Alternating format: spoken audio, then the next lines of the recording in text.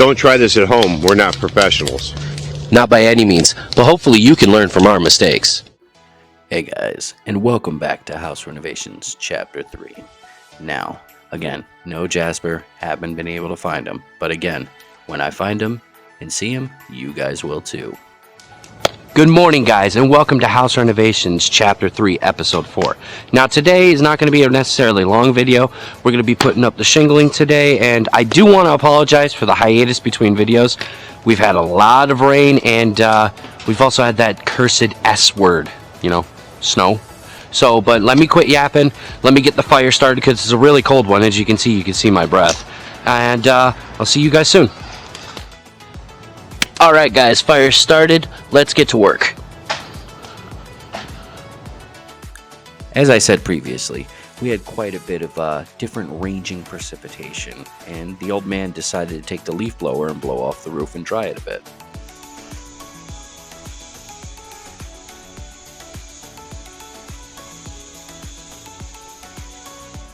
While the old man ran inside to grab some coffee and talk to Mom, I decided to bring a few bundles of shingles up to the roof.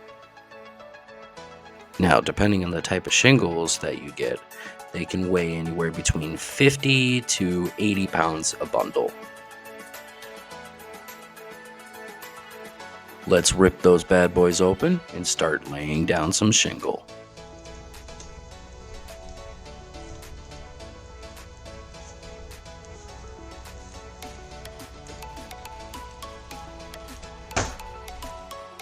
And now, for your quick educational segment from the old man. Alright, old man, first set of shingles are down, but why is it backwards? Do you care to enlighten the audience? It's what they call bottom course. It goes backwards because it causes a water seal between the roof. So what happens, you put your next shingle with the grooves facing this way. If you put them both the same way, the water will run down into the tar paper instead of on top of the shingle and off the roof. So you got the next course goes on top of it. This groove will be up here. Okay, and this groove's down here so it can't leak water. Now, let's get some more courses up there.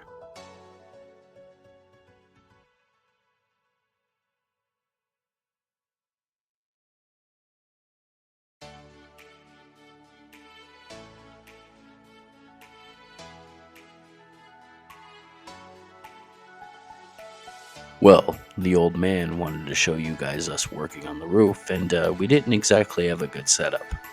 But the old man rigged something up. Let me show you. The lengths we go to get the best shot for you guys. That's our cut table. That's a bungee cord. Yeah. Now we had the new recording set up. Let's get back to laying some more shingle.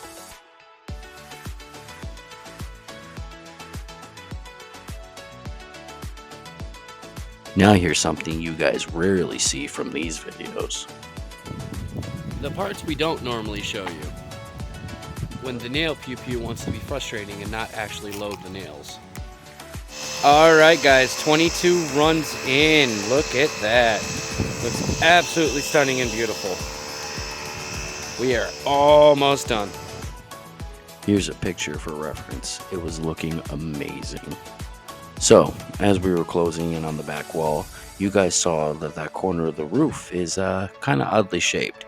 Here's what the old man did. So what you guys are seeing right now is the old man is trimming a piece of shingle in order to fit into the corner down there. Alright guys, that's the shingles down. Up next, we got to trim the overhang on both sides. So the old man busted out the electric cutter and went to work. The reason he's doing it and I'm not, because if I messed up that drip edge, he would have my head, for sure. Alright guys, as you see, the overhang is trimmed on this side, looking all clean up in the front, and then the overhang is trimmed on that side. Alright guys, and that's all the time we have for House Renovations Chapter 3, Episode 4. Now this is the final part of Chapter 3. We got the roof done. We're going to be worrying about the painting and the rest of the caulking later on. But the roof is done, the outside is fully covered. Up next in Chapter 4 is going to be the interior. Now we're not going to have a few videos for a couple weeks, and I apologize on that, but we need to get materials, rest the bodies up, and make a floor plan for the new room. Until then, I'll see you guys later, and thank you for watching. Now, considering this is coming out the Wednesday before Thanksgiving, if you celebrate it, happy Thanksgiving to you. If not, still, happy holidays to you. And, I hope the Cowboys win.